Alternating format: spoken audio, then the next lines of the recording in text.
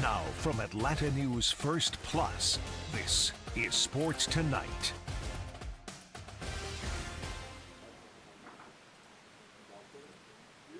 All right, Ellie, let's run it back. Welcome to Sports Tonight on a Friday.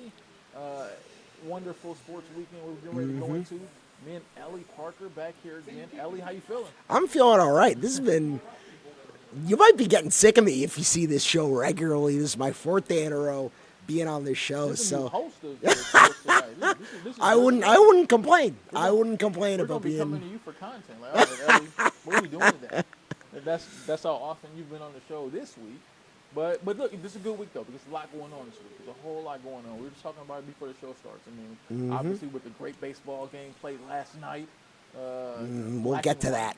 So we'll talk about that one a little bit later. But first things first, the Atlanta Dream home tonight to at State Farm Arena. At They State moved Farm the game Arena, and from- they sold the place out. They sold the place out, which has been no surprise if you follow the WNBA this season, especially when Caitlin Clark are involved. She brings her army of fans to all these games. Attendance has been crazy at all of her games. So they moved this game from the Gateway Arena to State Farm Arena to be able to get a bigger crowd there. There'll be 17,000 people on hand tonight. I guess the good part about that is obviously that's a Atlanta Hawks type crowd Yeah. for a WNBA game, which in previous seasons would have been unheard of. Yeah, the Dream moved this game from the smallest arena in the WNBA to the second largest in the NBA. Right. State Farm Arena is only passed by the United Center in Chicago, which if Wow. you've ever been to the United Center, the place is massive. It's huge. It's cavernous. I've actually seen it before. And being able to sell out State Farm, being able to make that leap, no problem.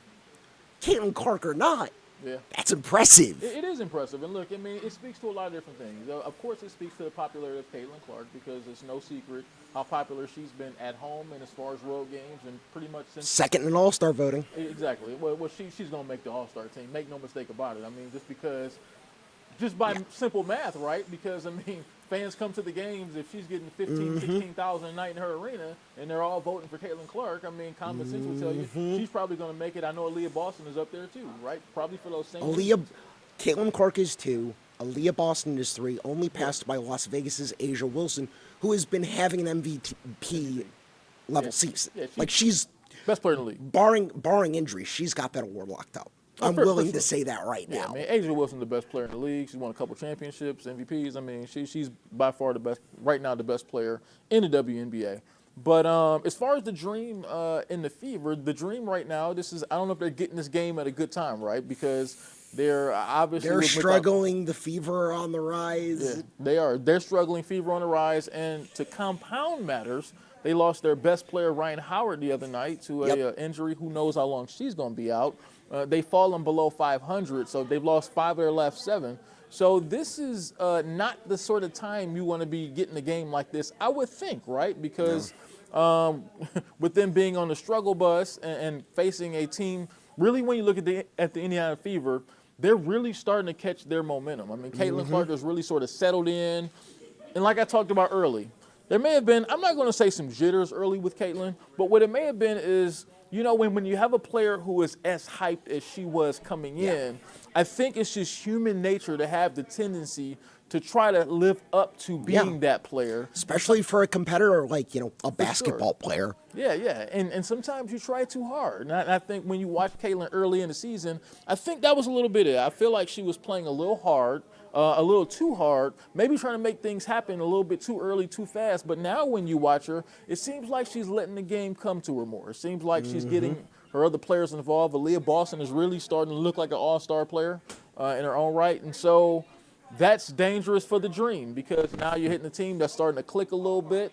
You haven't been clicking, so I don't really know what to think about this one tonight, honestly, as far as the Alicia outcome. Gray and Tina Charles are definitely going to have to step up and pick up the slack that Ryan Howard would have picked up. Yeah, and that's going to be hard. So, That's going to be tough. good luck. Yeah, look, that's going to be tough. But as far as the event itself, obviously there's a lot of people out, down, around the arena, and there's a lot of hoopla and a lot of excitement surrounding this game tonight. Obviously, we were down there live for all our shows early today. our own sports director, Bailey Burmaster, was able to catch up. So a bunch of people we talked to today, all right? There's a bunch of people. So before the game tonight, our sports director, Bailey Burmaster, was able to catch up with the owner of the Atlanta Dream just to talk about a lot of the excitement as far as this game tonight and everything. And then a little bit after, even earlier than that, earlier today, we got over there and we talked to some players talking about the game tonight and just everything as far as the excitement and the build-up to tonight's game. But I know you're tired of me talking. So let's first get to the owner of the Dream, talking about, just not just the game tonight, but just what a season has been in the WNBA so far, period, from a popularity standpoint with record attendance numbers, record viewership. It's been a really good season, but enough of me. Let's hear from it. So since purchasing this team, what kind of growth have you seen on and off the court? I think it's really been phenomenal. We acquired the team in March of 2021, so the league was coming off of the COVID season. And we really believed in the growth trajectory of the league and the team in particular, but I'm not sure we could have anticipated the incredible growth that we've seen, particularly over the last year. What was the reasoning behind purchasing the team for you? I think for us, we had, Larry Gottesdiener in particular, our principal owner, had always been interested in acquiring a sports franchise. But I think he really became really focused on a women's sports property. And when the opportunity arose to acquire the team in Atlanta, we just thought it was the perfect opportunity. Perfect market, perfect team, aligned with our values, and we really wanted to invest in this team in this market. How have you seen the excitement grow for the Atlanta Dream since the purchase? I think that one of the most exciting things has been seeing the growth in our fan base. I think the energy that we've been able to build at Gateway Arena, I think that our fans who were with us in 21 and 22, and the growth of our fan base to today being able to fill this with 18,000 fans is really exciting. And I think this is why we acquired this team, to really invest in this team for the fan base in Atlanta. Along with that, what have you seen from the growth in the W alone just this last season? I think the growth has been phenomenal. I think what you're finally seeing is women's sports, and in particular the W, taking on and getting coverage similar to men's sports. And it's, our league is the oldest professional women's league. It's about time that we're getting the eyeballs that we're getting. It's about time that we're getting the media coverage that we're getting. And these women deserve it. These are professional athletes, and it's about time that they get treated by everyone, including the media, as professional athletes. Caitlin Clark in town, sold out State Farm Arena. What does that mean for the organization? It means that we've arrived. It means that women's sports have arrived, and it means that we're not going away. Along with that, you guys have done such a good job rebranding the Atlanta Dream. What does the future hold for the Dream? I think our future is incredibly bright. Our goal when we acquired this team was to be the best franchise in sports. Talk about the excitement of getting to play here at State Farm Arena with a sellout crowd tonight. Yeah, we've been really excited all year to play in front of our crowds, but to do it in this venue and to really give them just a show, just to see, what we bring to the table. We're really excited just to have all these new people to our games, so we're excited. I know you guys are used to playing in bigger venues, but do you hope maybe that this could be the norm for you guys here in Atlanta? Absolutely. I was actually on the team when we played here, so I would love to see us make it back into this building just to get that to be our new normal. So. I know you're coming off one of your best games of your career so far. Just what are you going to be able to do to keep that going against the Fever tonight? Yeah, I just think I need to remain consistent with my energy, making sure that I understand my role and my effort and attitude's always there, and everything else will follow through. It's never easy when your leading scorer then is out for this game. First one she's missing for Ryan Howard this season. What adjustments do you guys need to make? One of our things is always saying carry your load, but we need to make sure that we share this load now that Ryan isn't here with us. So we just have to pick her up and just making sure that we bring that effort and energy for her. You guys literally just saw Indiana about a week ago. Does that help you kind of in preparation, getting ready, since you've already kind of seen them so close? Oh yeah, for sure. We remember our game plan. Remember what they did a lot last time, and helps us to make sure that we make the adjustments for this time. And it's always easier to play a team closer together, so that helps out a lot. What challenges does Caitlin and Aaliyah Boston just bring to you guys? Yeah, they are elite scorers. They come with a lot of pace as this team, and they know what they're looking for. So we just have to make sure that we stick to our game plan and we are consistent with that. What was coach's message to you after shoot around? We could hear a little bit of it just about this opportunity. Yeah, I mean, we're in this venue. A lot of new people will be coming to our game, so we just want to make sure that they're able to see what we bring to this table so that they'll continue to come back. Also, I believe you're I think 10 or 11 points away from 1,000 points in your career. Just what would it mean to be able to do it in front of the home crowd? I mean, that would be amazing. This journey has been it's been really amazing. I've had a lot of different roles on this team, and doing that in this league is not always possible for everyone. So I'm just really thankful and blessed that I'm still here and that I'm with such great people. Anyone else have any? You got anything, Dan? Yeah, I was going to ask you, when you guys play here regularly before, did you experience anything like what you think you're going to experience tonight with the kind of crowd it's going to be? I think when we were here, that was like 2019.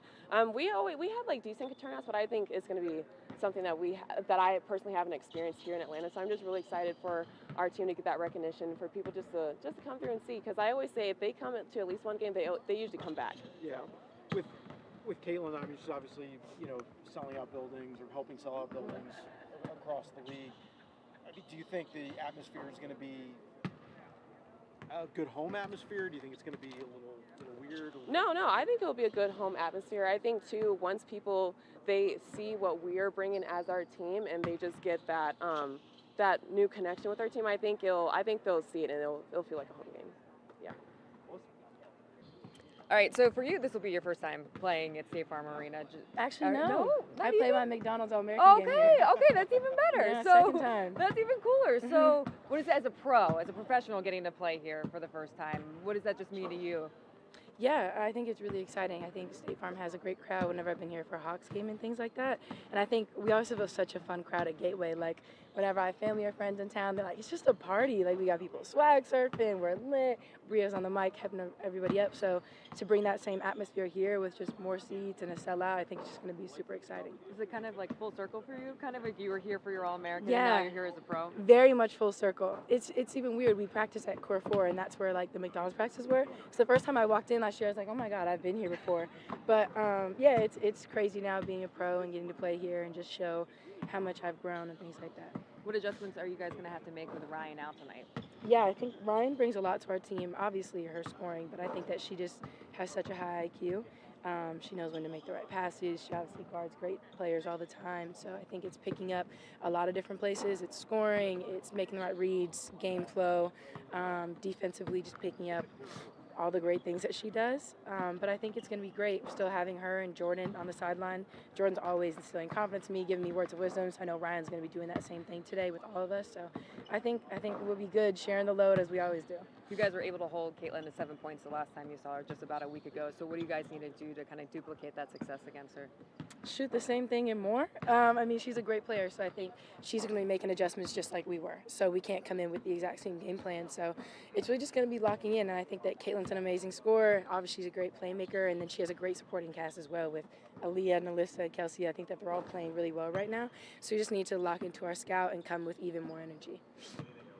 You guys are going to be playing in front of a lot of people here today. What's the vibe around the team, kind of the excitement there, just to play in front of, a really big arena here? Yeah, I think it's just really exciting. I think we're all hyped up. I haven't played here. I don't think most of us has played here as the Dream. Nia was saying 2019 was the last time. So we're just excited to have new viewers, new Atlanta eyes on us that hopefully they'll continue to come back. And I think it's just women's basketball is just growing exponentially this year. So to have that growth here in Atlanta is really exciting.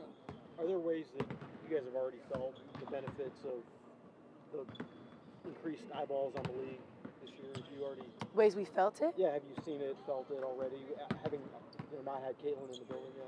Yeah, I think a lot of things are coming to fruition, really. We have charter flights this year. We have a lot of fans at our games. I think we sold out. How many times? Actually, every single home game we sold out.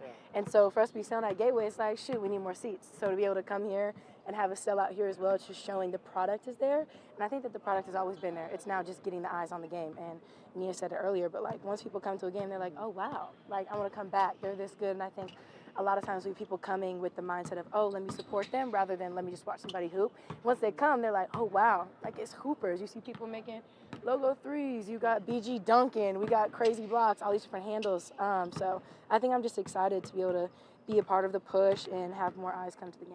I mean, is that really all it takes? It's just making them come and actually watch and experience it in person? Oh, for real. I think that's how it is with a lot of things. Like once you have that contact with somebody or once you come and watch it, then it's like, oh, wow, like everything has changed. And I think that since for such a long time we didn't have the media deals, the broadcasting rights, all different things, people just got their understanding of women's basketball from what people were saying online. Like it was the cool thing to do to hate on women's basketball. Like, oh, they're lame. Women's sports are lame.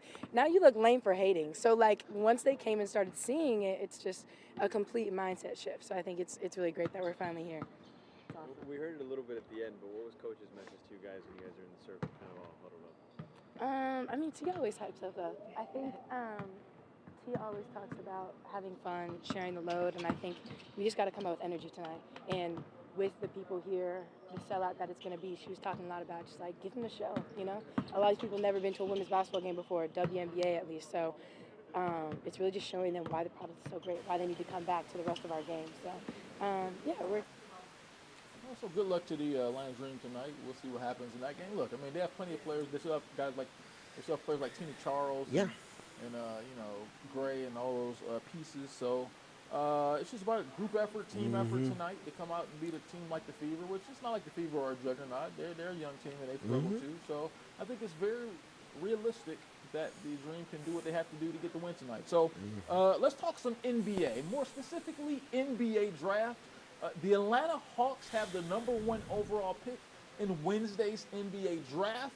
Boy, the NBA draft comes up on you fast. I mean, we just had the finals this week, and now next week it's the draft. I mean, it comes on you quickly. I mean, you don't have a lot of time to think. But remember, most of these teams who are picking high in the draft have been off for like 2 months now. Yeah. So they've been planning for the draft. And let's be real, a team like the Celtics, how much do they care about the draft, right? True. I mean, they'll draft a guy who probably won't even see any minutes for him next year. So, so I guess it makes sense. So the Atlanta Hawks hold the #1 overall pick.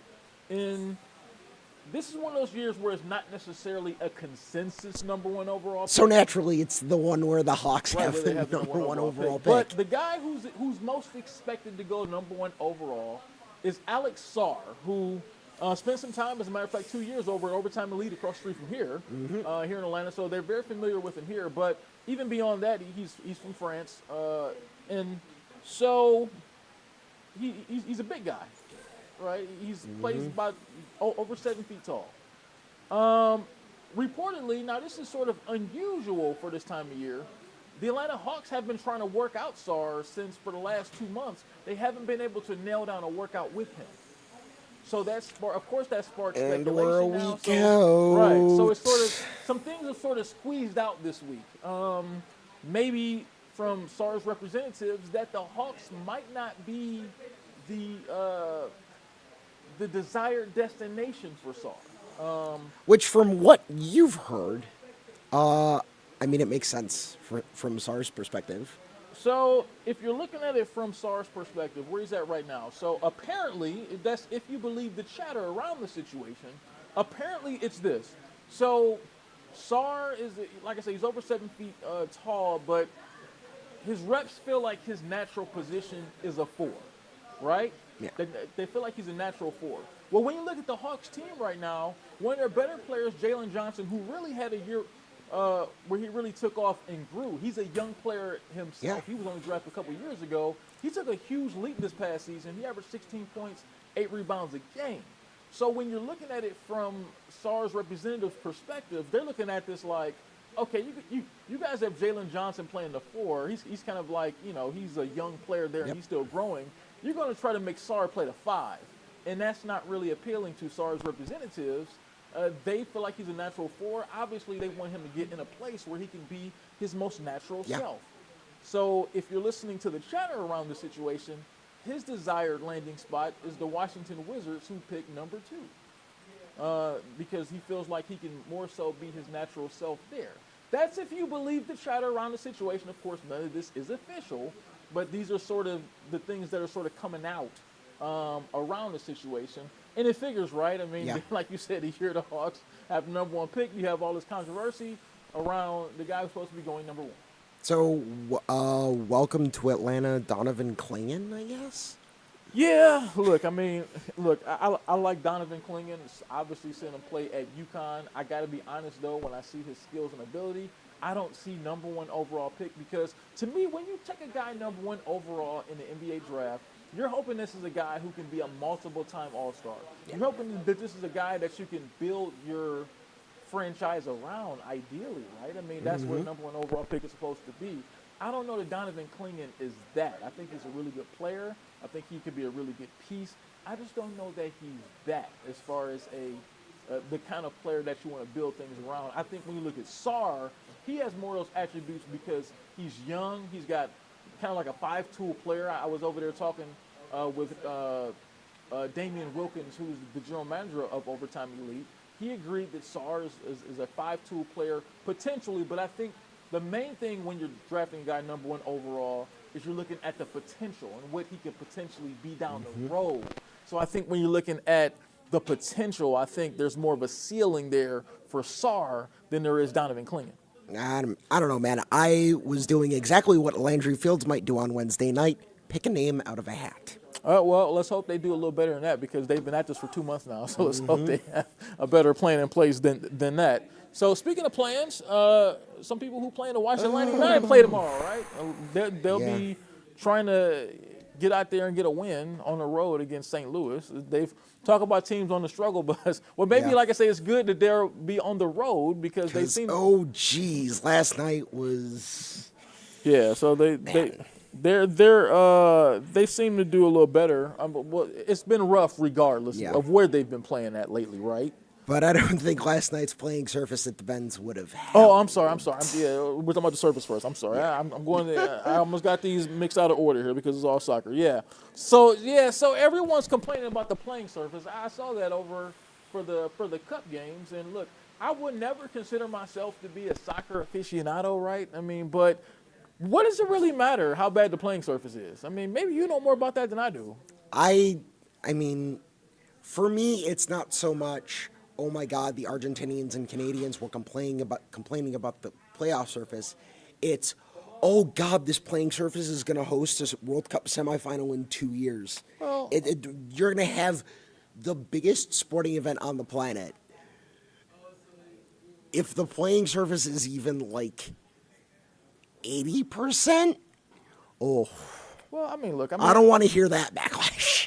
Yeah, I mean, I've heard lots of people complain about different surfaces over the years, and look, I mean, obviously you want the surface to be at its peak for some of the best and I guess most expensive players in the world to be playing on it, right? So that's important. But look, they have a little time to get it right, and hopefully they'll get those kinks worked out as they move on. But you know, I mean, obviously the team that complains the most in most cases are the team who loses, right? So, yeah.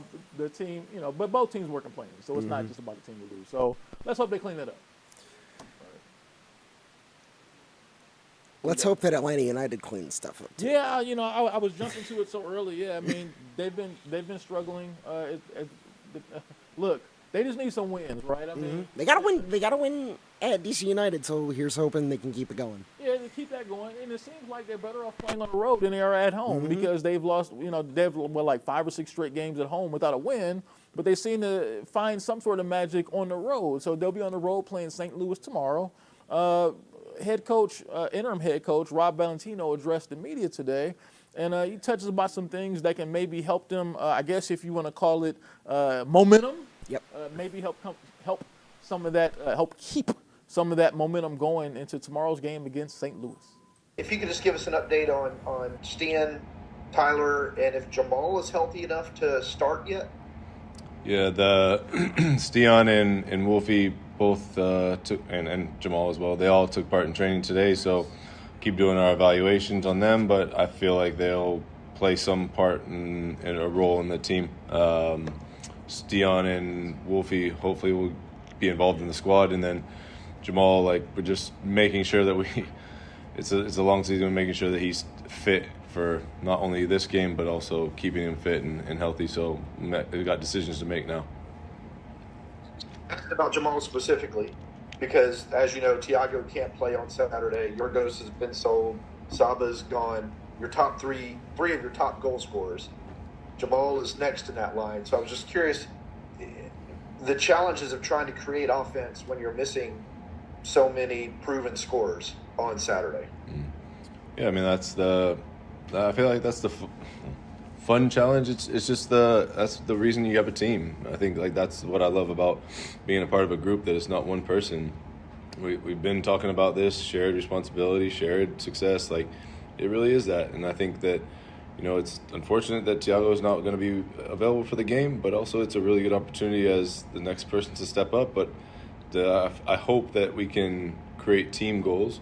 And even, yes, Thiago created a moment of brilliance, and that is credit to him because he's a great player. But also, like, he needs his teammate to pass him the ball or needs a teammate to control the ball. So I think although he created that goal in some ways on his own, there's other players on the pitch that have to help him within movement or a pass. So I think this is a good chance and a good opportunity for us to show what our squad is like, not just one individual player. And that doesn't fall on just a Jamal or just a Daniel Rios or Shande, Luke, whoever is in those positions. Like, it falls on everybody to help create those goals. And the team, as you know, struggled a little bit on the road to start the season, but suddenly has found a really strong form away from Mercedes-Benz Stadium.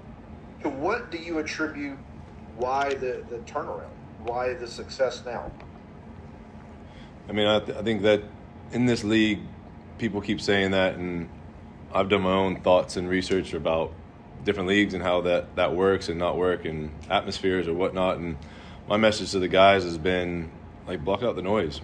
Ultimately, like, the noise of, and that, I mean, literal noise of the crowd or noise of outside people. No one really knows what's going on apart from the people that are in our rooms. And I feel like you can find a lot of great strength in that. And that's what, for me, I try to hone in on that because for me, it doesn't, don't take this wrong, but it doesn't matter what's happening around me. It matters what's happening inside these four walls or wherever we are together, because we are the ones that create that feeling with each other, or we help create the identity of what we want to be. So, I wouldn't say that we have a strong away record or whatever it might be, or we feel it's just another game, and we try to approach it as whether we're home or away, we block out the noise and we attack it together. And that's kind of what for me, the challenge to the group that we've put on each other is that no matter if we're home or away, like, the noise on the outside is on the outside. And if we remain focused, it doesn't matter if the stadium's full of other people that don't like us or people that we love when the people love us. But at the same time, we shouldn't let it affect us either way. We have to stay constant and really stay focused on us as a group. Thank you. Hey, Rob, it's Jason. I wanted to ask you about the three center backs that we saw against DC, two against Houston, St. Louis, a different kind of opponent. What did three center backs give you against DC, and is it something that we could see going forward? Yeah, I mean, I think we looked, like I told you before, we looked at each game as that individual game and, players available, all the things and what the game might give us. So I think, DC is so different than Houston, and then you look at DC to St. Louis, they have different attributes and different things that they do well. So, in the DC game, it was about, obviously a guy like Benteke and challenging in the box or challenging on longer direct passes. But ultimately, like, adding a number at the back or playing a different formation, it doesn't solve a problem if you just put it there to be. It has to have for me, it has to have a function of why we put that player there or who that player is or what the player is around. So I think that, in the DC game, everyone can say it worked because we won. But trying to, like, block that part out was what we talked about to the players of, like, the outcome is, yes, we want that, that's great, but does that mean that that's the best fit for the next game? So, moving forward, that's why we're trying to evaluate what do we do well in that shape because that opponent played this way, and now looking forward to this game, what's going to fit this game and the personnel that we have, the availability, the freshness, what will help us best win this game. And I think it could be something we look at and moving forward, but ultimately I try to take the one game at a time and also the strength of the squad and putting them in the best areas. We don't have a lot of time left, Ellie. What's on your mind, Ellie? The Rickfield, yeah. Rick Woodfield game was last night. That was awesome. It was dope. That was so dope. Just how they did everything with the black and white, the inning and everything like that, and just the feel in the ballpark and who they brought back, bringing back legends like Ken Griffey Jr. and Barry Bonds and Negro League. It was awesome. It was an awesome night for baseball. Awesome night. Should do it more often. We should do this more often. We should. Oh, well, it's Friday, so everyone enjoy the weekend. Watch some sports this weekend. And we'll be right back here next week for more Sports Tonight. We'll see y'all.